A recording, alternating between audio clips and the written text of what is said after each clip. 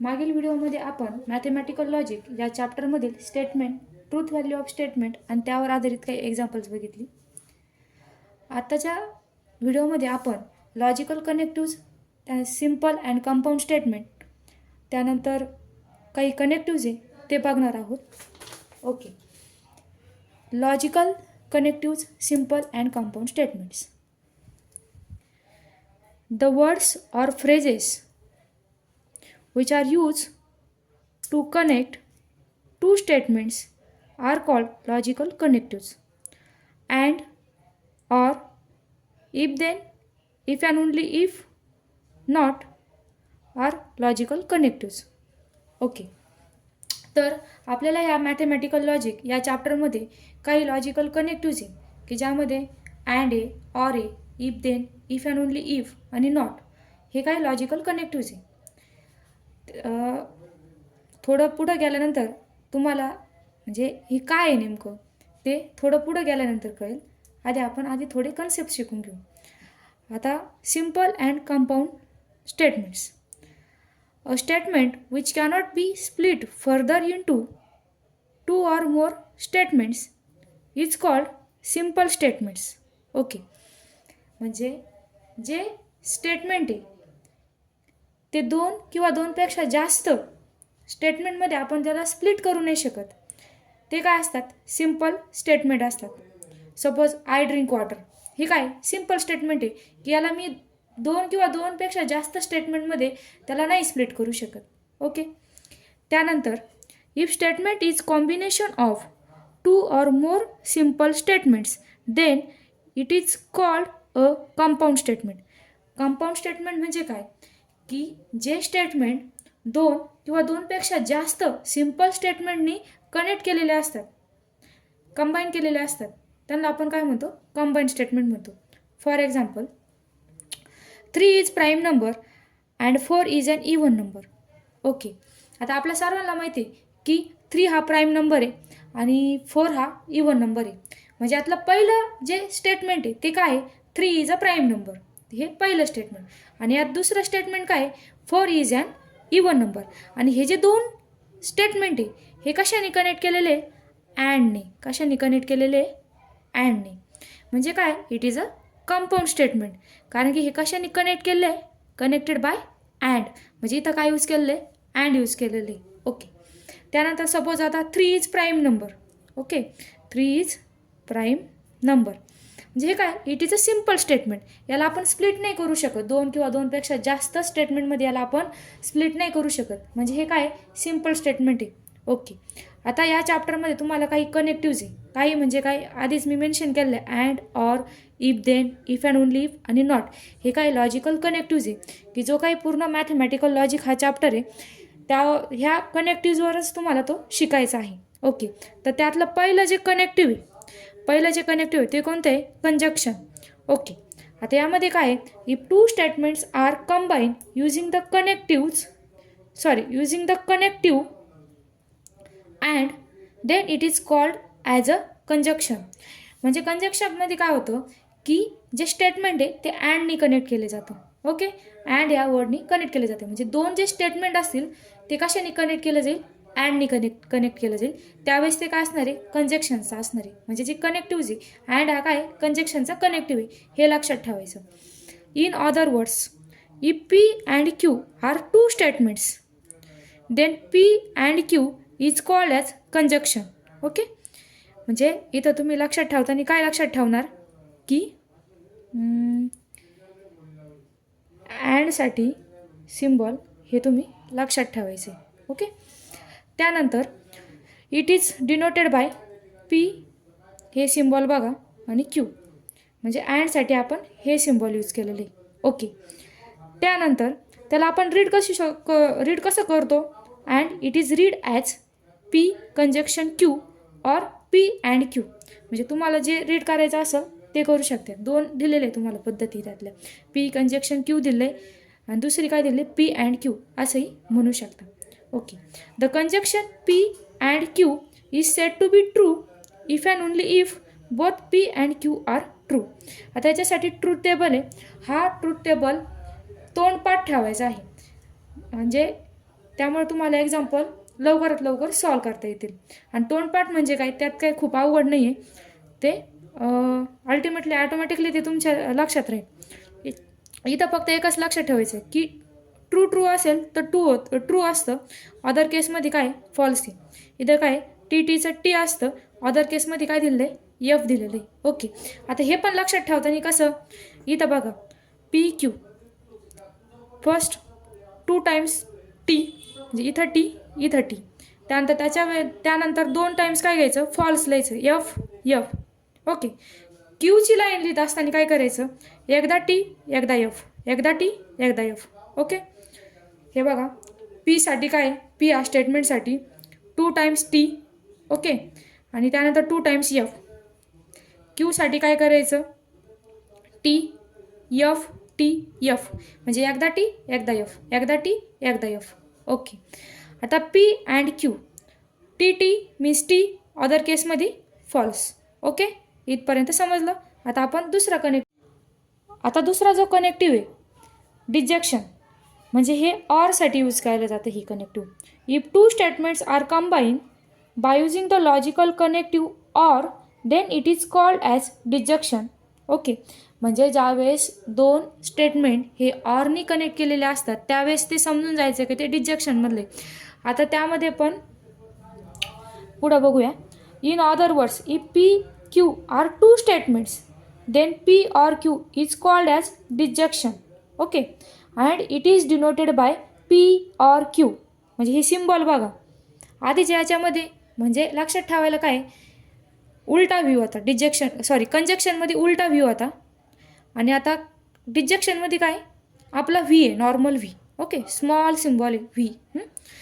And it is read as P or Q or P disjunction Q, असं आपण read करू शकतो त्याला. म्हणजे रीड तसं करायचं आहे, एक तर चॉईस पी ऑर क्यूची आहे किंवा पी डिजेक्शन क्यू, असं ह्या पद्धतीने पण आपण रीड करू शकतो. त्यानंतर आता ट्रूथ टेबल फॉर डिजेक्शनसाठी ट्रूथ टेबल काय. आता इथं बघा पी हे पहिलं स्टेटमेंट, क्यू हे दुसरं स्टेटमेंट, आणि हे जे 2 स्टेटमेंट आहे ते ऑरने कनेक्ट केलेले असतील, म्हणजे पी ऑर क्यू. ओके, आता मी तुम्हाला आधीच सांगितलं होतं काय की 2 वेळेस टी लिहायचं, 2 वेळेस एफ लिहायचं, टी एफ एफ. कोणासाठी, पी स्टेटमेंटसाठी. क्यू स्टेटमेंटसाठी काय एकदा टी लिहायचं एकदा एफ लिहायचं, एकदा टी लिहायचं एकदा एफ लिहायचं. ओके, आता पी ऑर क्यू, आता ह्यामध्ये बघा आधी जे सांगितलं होतं काय होतं कंजक्शन, त्यासाठी काय होतं टीचं टी, अदर केसमध्ये काय होतं फॉल्स होतं. आता इथं काय फॉल्समध्ये फॉल्स होतं, अदर केसमध्ये टी असतं. लक्षात ठेवायचं जे कंजक्शन आहे त्यामध्ये टीचं टीच असतं, आणि जे डिजेक्शन आहे तिथं एफचं एफ असतं. ओके, सो टीचं टी एफचं पण टी, एफ टीचं पण टी, एफचं पण इथं काय सांगितलं एफ. सो लक्षात ठेवायचं आहे, लक्षात ठेवायला खूप सोपं आहे. कंजक्शनमध्ये टीचं टी होतं, डिजेक्शनमध्ये एफचं एफ होतं. ओके, हे लक्षात ठेवायचं.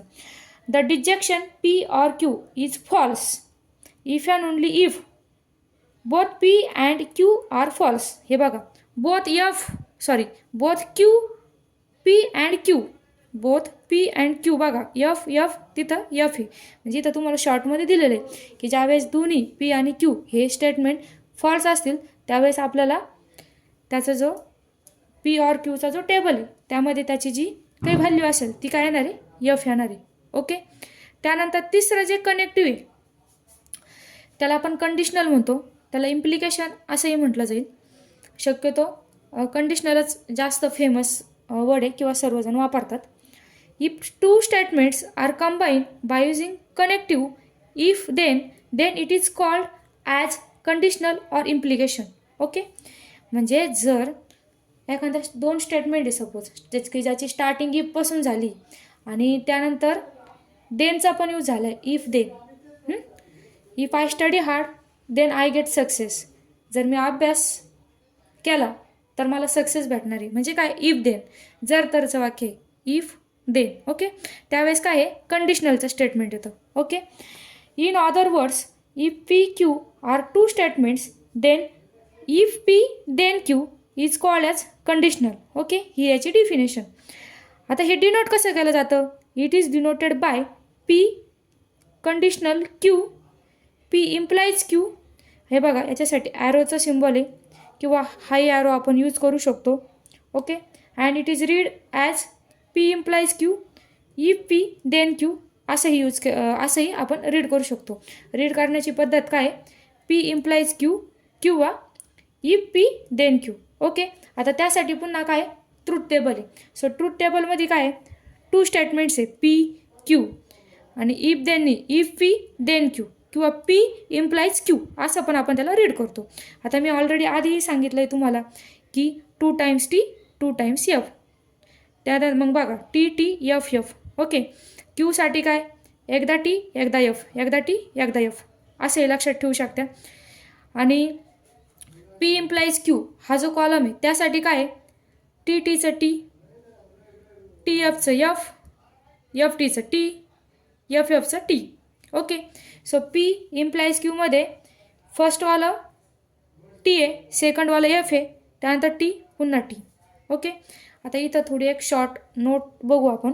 The conditional statement if P then Q असंही रीड करू शकतो किंवा पी इम्प्लाइज क्यू असंही म्हणतो आपण.